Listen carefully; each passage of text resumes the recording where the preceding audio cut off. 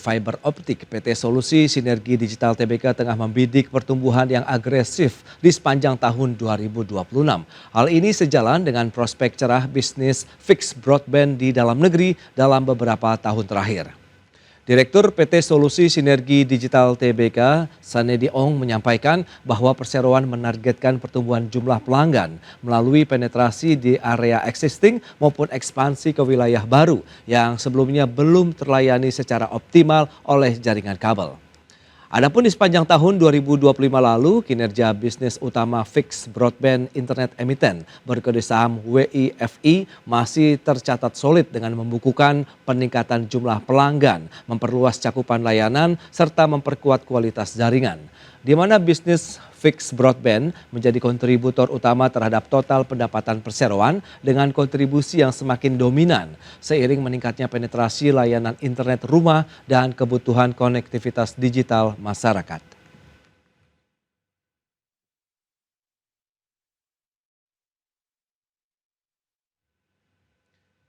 Ya, sementara itu pengembang Kota Mandiri BSD City PT Bumi Serpong Damai Tbk atau BSDE mematok target prapenjualan sebesar 10 triliun rupiah pada tahun buku 2026. Target tersebut ditetapkan secara terukur dengan mengandalkan segmen residensial sebagai motor utama pertumbuhan.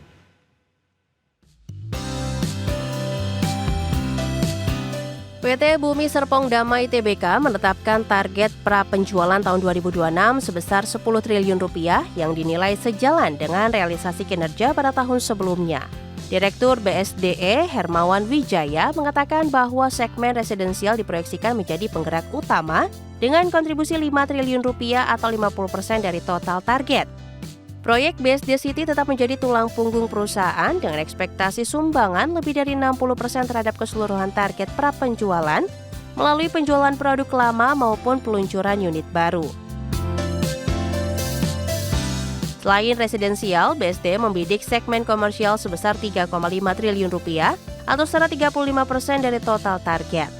Kawasan komersial di BSD City dan apartemen Southgate diproyeksikan memberikan kontribusi signifikan di samping proyek-proyek kemitraan strategis melalui skema joint venture seperti Nava Park, Hiera, dan The Zora.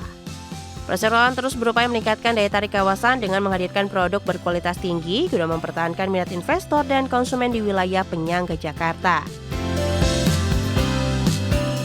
Adapun manajemen optimistis prospek industri properti tahun 2026 tetap kondusif berkat kebijakan fiskal dan moneter pemerintah yang suportif. Perpanjangan insentif PPN DTP 100% serta relaksasi rasio LTV hingga 100% diyakini akan memperkuat daya beli masyarakat dan mempermudah akses pembiayaan. Dengan fundamental permintaan yang tetap terjaga, BSD yakin momentum pertumbuhan berkelanjutan dapat terus berlanjut sepanjang tahun ini. Berbagai sumber, IDEX Channel. Ya, Kementerian Lingkungan Hidup membekukan 80 perizinan lingkungan di sektor ekstraksi batu bara dan nikel dari 1.385 unit yang sedang dievaluasi. Pembekuan perizinan lingkungan ini berpotensi akan terus bertambah. Kementerian Lingkungan Hidup membekukan 80 perizinan lingkungan di sektor ekstraksi batu bara dan nikel dari sebanyak 1.385 unit ekstraksi batu bara dan nikel yang sedang dievaluasi. Pembekuan ini merupakan bagian dari evaluasi kegiatan pertambangan. Menurut Menteri Lingkungan Hidup Hanif Faisal Nurofik, pembekuan perizinan lingkungan ini berpotensi terus bertambah. Saat ini proses evaluasi masih terus berjalan, salah satu aspek kontribusi yakni ketika terjadi banjir di suatu daerah. Fokus evaluasi akan dilakukan pada 14 provinsi kritis dengan tambang batu bara dan nikel yang cukup besar. Jadi kita memiliki 1.358 unit ekstraksi batu bara dan nikel yang saat ini sedang kita evaluasi. Sampai hari ini baru selesai 250 unit. Dari 250 unit ini yang kita bekukan izin lingkungannya ada sekitar 80, tapi terus akan bertambah karena kita evaluasi. Nah, termasuk yang diindikasi menjadi kontributor banjir. Pembekuan izin maupun ganti rugi akibat pencemaran tersebut penting sebagai efek jera sekaligus peringatan untuk perusahaan yang melakukan aktivitas tambang. Dari Jakarta, Tim Liputan, IDEX Channel.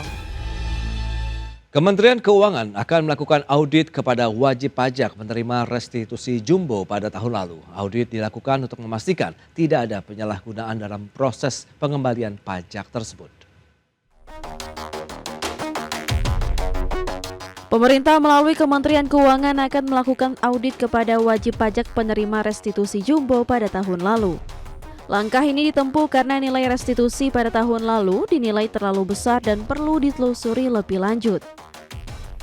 Menteri Keuangan Purbaya Yudhisadewa menilai audit dilakukan untuk memastikan tidak ada penyalahgunaan dalam proses pengembalian pajak tersebut. Audit juga bertujuan agar kebijakan ini bukan semata-mata penindakan, melainkan pembenahan sistem ke depan. Kita akan audit yang kelihatannya besar-besar yang mencurigakan tahun lalu, karena tahun lalu kita keluarin berapa tuh? 270? 320 ya? 330? Restitusi. 360 triliun restitusinya. Menurut saya kebesaran, saya akan lihat ada nggak yang main-main di situ. Tujuannya apa? Tujuannya supaya ke depan kalau restitusi jangan main-main, supaya uang saya nggak hilang gitu. Dan memperbaiki kondisi fiskal juga. Berdasarkan data Kementerian Keuangan, nilai restitusi pajak sepanjang 2025 mencapai 361,2 triliun rupiah. Angka tersebut meningkat 35,94% secara tahunan. Jakarta, Tim Liputan IDEX Channel. Pemirsa, Bursa Efek Indonesia mengumumkan hasil evaluasi mayor untuk saham-saham penghuni Indeks Economic 30, di mana periode efektif dari hasil evaluasi ini akan mulai berlaku dari tanggal 2 Maret hingga 31 Agustus 2026. Berdasarkan keterbukaan informasi, terdapat 5 saham yang menjadi konstituen baru di indeks tersebut, antara lain PT Bank Neo Commerce Tbk atau BBYB, kemudian PT Sentul City Tbk atau BKSL, PT Harta Dinata Abadi Tbk atau HRTA. Kemudian ada PT Kawasan Industri Jababeka Tbk atau KIJA, PT Trimegah Bangun Persada Tbk atau NCKL. Sementara 5 saham maksud kami yang harus terdepak, yakni PT Aspirasi Hidup Indonesia Tbk atau ACES, kemudian PT Bank Jago Tbk, Arto, PT MD Pictures Tbk atau FILM, dan juga ada PT Sumarekon Agung Tbk atau SMRA, dan juga PT Saratoga Investama Sedaya Tbk atau SRTG. Dan sebagai informasi, indeks ini mengukur kinerja harga dari 30 saham siklikal berdasarkan subsektor dari IDX Industrial Classification yang memiliki likuiditas tinggi dan kapitalisasi pasar besar, serta didukung oleh fundamental perusahaan yang baik. Adapun IDX Cyclical Economy 30 mencakup saham dari berbagai sektor siklikal yang kinerjanya sangat dipengaruhi oleh perubahan siklus ekonomi, termasuk sektor finansial, barang konsumer non-primer, hingga infrastruktur.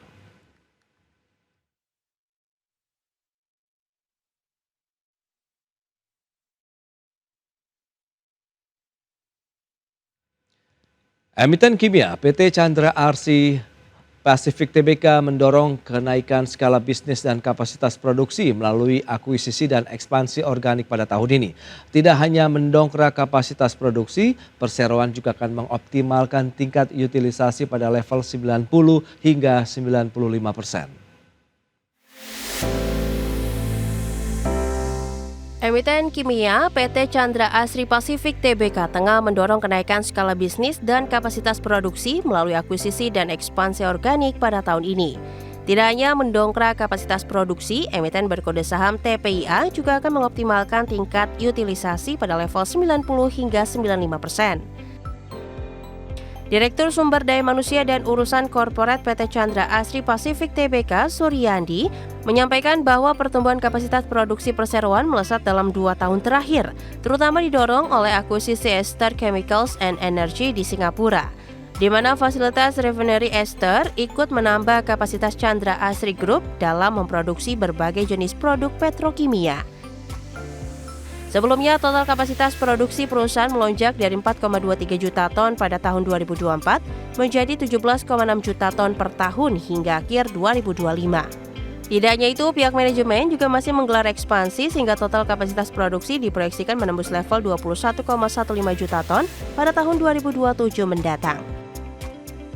Adapun pada tahun ini, perseroan melalui PT Chandra Daya Investasi Tbk atau CDIA berencana kembali menambah 1 atau 2 unit armada, sekaligus mulai merambah ekspansi ke bisnis retail bahan bakar melalui jaringan stasiun pengisian bahan bakar umum merek Esso di Singapura yang diakuisisinya efektif per 1 Januari 2026. Berbagai sumber, IDEX Channel.